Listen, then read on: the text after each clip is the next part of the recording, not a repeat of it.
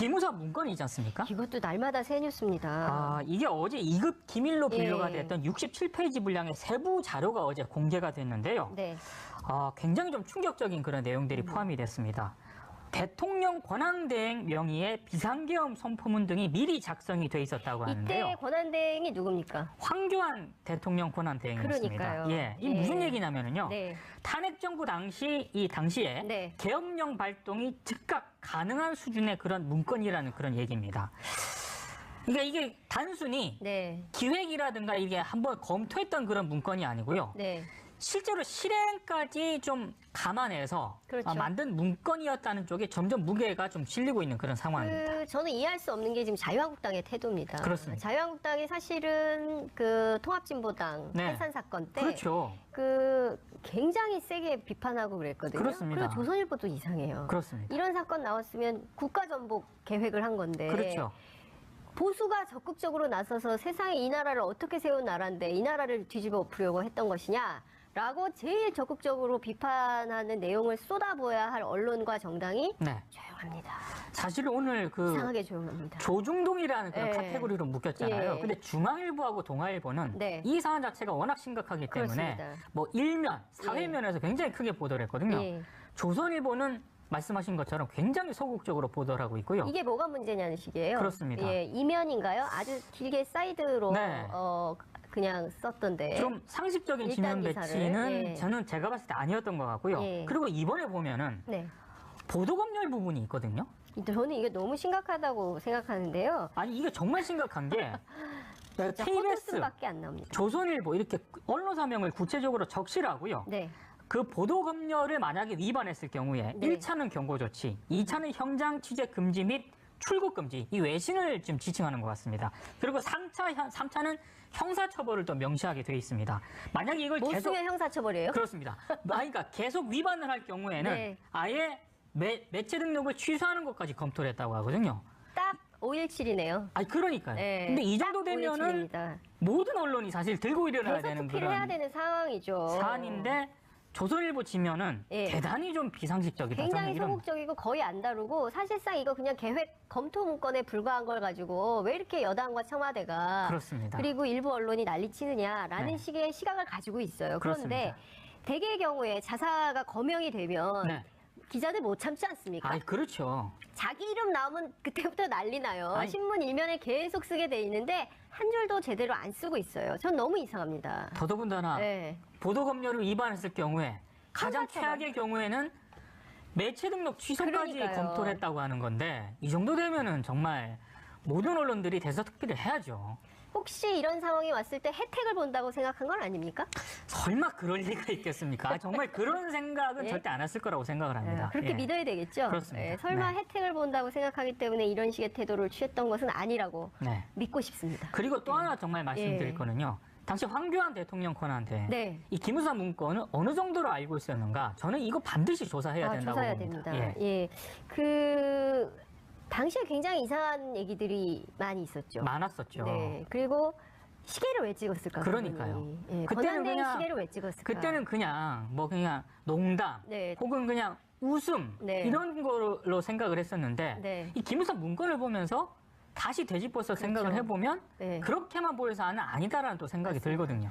그리고 이분이 그 권한대행 되자마자 제일 처음 내린 얘기가 뭐였냐면 폭력 집회 엄단이었습니다. 네. 그러니까 그 촛불 집회가 굉장히 평화롭게 진행되고 있음에도 불구하고 왜 황교안 총리는 권한대행이 되자마자 제일 먼저 폭력 집회 엄단이라는 얘기를 했을까? 그렇습니다. 그리고 시계는 왜 찍었을까? 네. 사람들이 굉장히 의아했었는데 지금 나온 내용을 보면 이분이 혹시 점점점 이런 그러니까요. 생각을 하게 되는 겁니다. 그러니까 그런 의혹에 대해서 반드시 좀 제대로 된 수사가 반드시 필요한 것 같습니다. 소환조사가 참고인으로 부르겠지만 어쨌든 네. 소환조사가 필요해 보입니다. 네. 자, 세 번째 키워드 보겠습니다. 본질 비껴간 표적 수사 이렇게 제목을 좀 뽑아봤습니다. 네. 정의당 노회찬 의원 관련된 그런 내용인데요. 사실 워낙에 많은 기사가 쏟아져 나오고 있기 때문에 네. 이걸 다시 언급할 필요는 없을 것 같고요. 다만 특검의 태도라든가 일부 언론 보도 있지 않습니까? 네. 이게 과연 적절했는가? 이건 좀 반드시 짚고 넘어가야 할 것으로 네. 보입니다. 특검팀의 출범 자체가 굉장히 정치적이었다. 이런 그렇습니다. 지적이 분명히 있었거든요. 예. 근데 지방선거 앞두고 네. 한 거거든요. 그렇습니다. 예. 정치적인 예. 타결이었다라는 예. 그런 해석이 예. 많았는데 드루킹 사건보다 사실 더 문제가 많았던 게 새누리당의 매크로 조작 의혹이었거든요. 맞아요. 이건 지금 레이더에서 언론 레이더에서 사라졌습니다. 거의 뭐 맞습니다. 존재 자체가 없어진 거나 아니 그리고 마찬가지고요. 새누리당의 매크로 조작도 그렇지만 그 지난 대선에서 그렇습니다. 실제로 민주당이 매크로를 돌렸냐? 네. 그리고 이 매크로를 돌리는 과정에서 김경수 의원, 지금은 지사지만 네. 뭐 개입한 내용이 있느냐? 그렇습니다. 뭐 금전을 요구한 게 있느냐? 네. 민주당이 사무실을 제공했느냐? 이게 포커스였거든요. 근데 이게 그렇습니다. 다 없어지고 갑자기 난데없이 바뀐 거예요. 그렇습니다. 예. 그래서 이게 격가지에 사실 드루킹 특검의 격가지에 불과한 그런 내용이었는데 네. 특검의 어떤 최근의 브리핑이라든가 언론 보도는 네. 노회찬 의원 쪽에 상당히 집중이 됐고요. 그리고 노회찬 의원의 이 뭐 의혹을 집중적으로 보도했던 언론들이 그럼 새누리당 매크로 조작 의혹은 제대로 보도를 했느냐? 네. 또 그건 아니었거든요. 네. 그러니까 일부 언론의 보도도 상당히 좀 반성할 부분이 많고요. 특검팀의 어떤 그런 브리핑이라든가 수사 진행 상황도 네. 상당히 좀 격가지를 지나치게 확대한 측면이 있다. 이건 한번 반성해 볼 대목인 것 같습니다. 물론 언론이 의혹을 제기하고 그리고 그렇습니다. 특검이 예. 제기된 의혹에 대해서 수사하는 것은 너무나 당연한 당연합니다. 거죠. 예. 그렇지만 과도하게 사건의 본질을 호도한다거나 네. 그리고 사실이 확인되지 않은 내용을 보도한다거나 네. 그리고 경우에 따라서는 피의 사실 공포에 해당되는 내용이 무차별하게 그렇죠. 나온다던가 이것에 대해서는 좀 그 주의 깊게 언론이 그리고 수사당국이 판단해 볼 필요가 있지 않나라는 생각이 좀 듭니다. 네. 기무사 문건이 있지 않습니까? 이것도 날마다 새 뉴스입니다. 이게 어제 2급 기밀로 분류가 예. 됐던 67페이지 분량의 세부 자료가 어제 공개가 됐는데요. 네. 굉장히 좀 충격적인 그런 내용들이 포함이 됐습니다. 대통령 권한대행 명의의 비상계엄 선포문 등이 미리 작성이 돼 있었다고 하는데요. 이때 권한대행이 누굽니까? 황교안 대통령 권한대행이었습니다. 그러니까요. 예, 이 무슨 얘기냐면요. 네. 탄핵 정부 당시에 네. 계엄령 발동이 즉각 가능한 수준의 그런 문건이라는 그런 얘기입니다. 그러니까 이게 단순히 네. 기획이라든가 이게 한번 검토했던 그런 문건이 아니고요. 네. 실제로 실행까지 좀 감안해서 그렇죠. 만든 문건이었다는 쪽에 점점 무게가 좀 실리고 있는 그런 상황입니다. 저는 이해할 수 없는 게 지금 자유한국당의 태도입니다. 그렇습니다. 자유한국당이 사실은 그 통합진보당 네. 해산 사건 때 그렇죠. 그 굉장히 세게 비판하고 그랬거든요. 그렇습니다. 그리고 조선일보도 이상해요. 그렇습니다. 이런 사건 나왔으면 국가전복 계획을 한 건데 그렇죠. 보수가 적극적으로 나서서 세상에 이 나라를 어떻게 세운 나라인데 이 나라를 뒤집어 엎으려고 했던 것이냐 라고 제일 적극적으로 비판하는 내용을 쏟아부어야 할 언론과 정당이 네. 조용합니다. 사실은 오늘 그 이상하게 조용합니다. 조중동이라는 그런 예. 카테고리로 묶였잖아요. 예. 근데 중앙일보하고 동아일보는 네. 이 사안 자체가 워낙 심각하기 때문에 그렇습니다. 뭐 일면, 사회면에서 굉장히 크게 보도를 했거든요. 예. 조선일보는 말씀하신 것처럼 굉장히 소극적으로 보도를 하고 있고요. 이게 뭐가 문제냐는 식이에요. 그렇습니다. 예, 이면인가요? 아주 길게 사이드로 네. 그냥 썼던데. 좀 상식적인 일단 지면 기사를, 배치는 예. 저는 제가 봤을 때 아니었던 것 같고요. 예. 그리고 이번에 보면은 네. 보도검열 부분이 있거든요. 저는 이게 너무 심각하다고 생각하는데요. 아니 이게 정말 심각한 게 진짜 KBS, 헛웃음밖에 안 나옵니다. 조선일보 이렇게 언론사명을 구체적으로 적시하고요. 네. 그 보도검열을 만약에 위반했을 경우에 네. 1차는 경고 조치, 2차는 현장 취재 금지 및 출국 금지, 이 외신을 좀 지칭하는 것 같습니다. 그리고 3차는 형사처벌을 또 명시하게 되어 있습니다. 만약에 이걸 못 계속 쓰면 형사처벌이에요? 그렇습니다. 그러니까 계속 위반을 할 경우에는 네. 아예 매체 등록을 취소하는 것까지 검토를 했다고 하거든요. 딱 5.17이네요. 아니 그러니까요. 네, 근데 이 정도 딱 되면은 5.17입니다. 모든 언론이 사실 들고 일어나야 되는 대서특필을 해야 그런 되는 상황이죠. 사안인데 조선일보 지면은 예. 대단히 좀 비상식적이다. 굉장히 저는 이런- 소극적이고 거의 안 다루고 사실상 이거 그냥 계획 검토 문건에 불과한 걸 가지고 왜 이렇게 여당과 청와대가 그렇습니다. 그리고 일부 언론이 난리치느냐라는 네. 식의 시각을 가지고 있어요. 그렇습니다. 그런데 대개 경우에 자사가 거명이 되면 네. 기자들 못 참지 않습니까? 아이 그렇죠. 자기 이름 나오면 그때부터 난리 나요. 아니. 신문 일면에 계속 쓰게 돼 있는데 한 줄도 제대로 안 쓰고 있어요. 전 너무 이상합니다. 더더군다나 네. 보도검열을 위반했을 경우에 가장 형사처벌. 최악의 경우에는 매체 등록 취소까지 그러니까요. 검토를 했다고 하는 건데 이 정도 되면은 정말 모든 언론들이 대서특필을 해야죠. 혹시 이런 상황이 왔을 때 혜택을 본다고 생각한 건 아닙니까?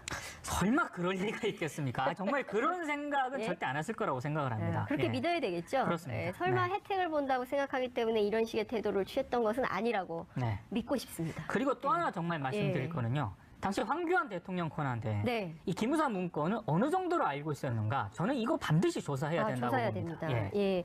예. 당시에 굉장히 이상한 얘기들이 많이 있었죠. 많았었죠. 네. 그리고 시계를 왜 찍었을까? 그러니까요. 그분이. 예. 그때는 권한대행 그냥- 시계를 왜 찍었을까? 그때는 그냥 그냥 농담 네. 혹은 그냥 웃음 네. 이런 걸로 생각을 했었는데 네. 이 기무사 문건을 보면서 다시 되짚어서 생각을 해보면 네. 그렇게만 보여서는 아니다라는 또 생각이 들거든요. 그리고 이분이 권한대행 되자마자 제일 처음 내린 얘기가 뭐였냐면 폭력 집회 엄단이었습니다. 네. 그러니까 촛불 집회가 굉장히 평화롭게 진행되고 있음에도 불구하고 왜 황교안 총리는 권한대행이 되자마자 제일 먼저 폭력 집회 엄단이라는 얘기를 했을까? 그렇습니다. 그리고 시계는 왜 찍었을까? 네. 사람들이 굉장히 의아했었는데 지금 나온 내용을 보면 이분이 혹시 점점점 이런 그러니까요. 생각을 하게 되는 겁니다. 그러니까 그런 의혹에 대해서 반드시 좀 제대로 된 네, 수사가 반드시 필요한 것 같습니다. 수사가 참고인 하는데요. 아니 이게 정말 심각한 게 진짜 KBS, 헛웃음밖에 안 나옵니다. 조선일보 이렇게 언론사명을 구체적으로 적시하고요. 네. 그 보도 검열을 만약에 위반했을 경우에 네. 1차는 경고 조치, 2차는 현장 취재 금지 및 출국 금지, 이 외신을 좀 지칭하는 것 같습니다. 그리고 3차는 형사처벌을 또 명시하게 돼 있습니다. 만약에 이걸 못 계속 쓰면 형사처벌이에요? 그렇습니다. 그러니까 계속 위반을 할 경우에는 네. 아예 매체 등록을 취소하는 것까지 검토를 했다고 하거든요. 딱 5.17이네요. 아니 그러니까요. 네, 근데 이 딱 정도 되면은 5.17입니다. 모든 언론이 사실 들고 일어나야 되는 대서특필을 해야 그런 되는 상황이죠. 사안인데 조선일보 지면은 예. 대단히 좀 비상식적이다. 굉장히 저는 이런 소극적이고 거의 안 다루고 사실상 이거 그냥 계획 검토 문건에 불과한 걸 가지고 왜 이렇게 여당과 청와대가 그렇습니다. 그리고 일부 언론이 난리치느냐라는 네. 식의 시각을 가지고 있어요. 그렇습니다. 그런데 대개의 경우에 자사가 거명이 되면 네. 기자들 못 참지 않습니까? 아, 그렇죠. 자기 이름 나오면 그때부터 난리 나요. 아니. 신문 일면에 계속 쓰게 돼 있는데 한 줄도 제대로 안 쓰고 있어요. 전 너무 이상합니다. 더더군다나 네. 보도 검열을 위반했을 경우에 가장 형사처벌. 최악의 경우에는 매체 등록 취소까지 그러니까요. 검토를 했다고 하는 건데 이 정도 되면은 정말 모든 언론들이 대서특필을 해야죠. 혹시 이런 상황이 왔을 때 혜택을 본다고 생각한 건 아닙니까? 설마 그럴 리가 있겠습니까? 정말 그런 생각은 예? 절대 안 했을 거라고 생각을 합니다. 그렇게 예. 믿어야 되겠죠? 그렇습니다. 설마 네. 혜택을 본다고 생각하기 때문에 이런 식의 태도를 취했던 것은 아니라고 네. 믿고 싶습니다. 그리고 또 하나 정말 말씀드릴 예. 거는요. 당시 황교안 대통령 권한대 네. 이 기무사 문건을 어느 정도로 알고 있었는가? 저는 이거 반드시 조사해야 된다고 조사해야 봅니다. 됩니다. 예. 당시에 굉장히 이상한 얘기들이 많이 있어요. 예, 이 무슨 얘기냐면은요. 네. 탄핵 정부 당시에 네. 계엄령 발동이 즉각 가능한 수준의 그런 문건이라는 그런 얘기입니다. 그러니까 이게 단순히 네. 기획이라든가 이게 한번 검토했던 그런 문건이 아니고요. 네. 실제로 실행까지 좀 감안해서 그렇죠. 만든 문건이었다는 쪽에 점점 무게가 좀 실리고 있는 그런 상황입니다. 저는 이해할 수 없는 게 지금 자유한국당의 태도입니다. 그렇습니다. 자유한국당이 사실은 통합진보당 네. 해산 사건 때 그렇죠.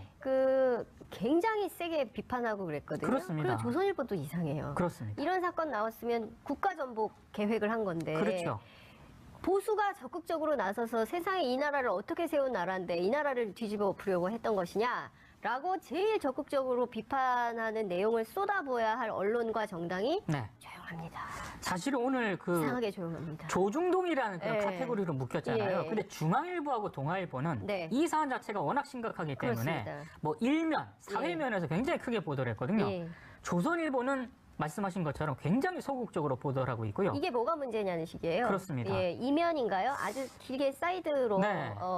그냥 썼던데. 좀 상식적인 일단 지면 기사를, 배치는 예. 저는 제가 봤을 때 아니었던 것 같고요. 예. 그리고 이번에 보면은 네.